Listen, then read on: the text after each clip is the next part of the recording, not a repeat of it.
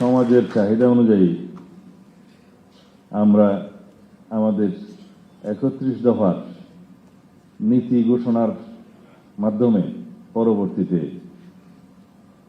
আমরা জনগণের ভোটে নির্বাচিত হয়ে সরকারে আসলে দায়িত্ব গ্রহণ করার পর কি কি করব তা আমরা নির্বাচনী ইশতেহারে আগে প্রতিফলন করেছি। তার মধ্যে উল্লেখযোগ্য ছিল এই দেশকে জুয়া এবং মাদক মুক্ত করতে হবে।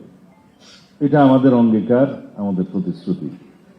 মহান জাতীয় সংসদেও সেটা আমি ব্যক্ত করেছি সরকারের পক্ষে।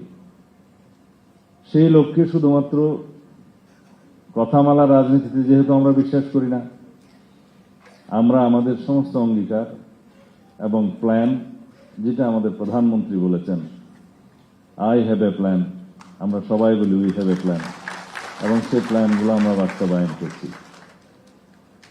ইচ্ছাকে, অঙ্গীকারকে, প্রতিশ্রুতিকে বাস্তবে রূপ দিতে গেলে যে সমস্ত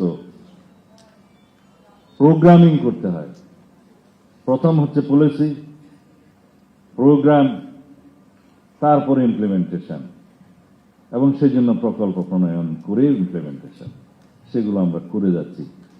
এর একটা হচ্ছে আইনগত ভিত্তি।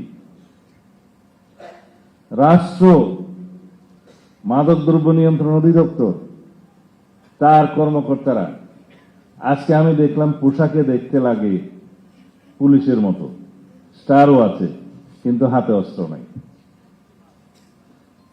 তারা ফাইট করতে যাচ্ছে সশস্ত্র মাদক কারবারিদের সাথে, ব্যবসায়ী প্রডিউসারদের সাথে বা পাচারকারীদের সাথে।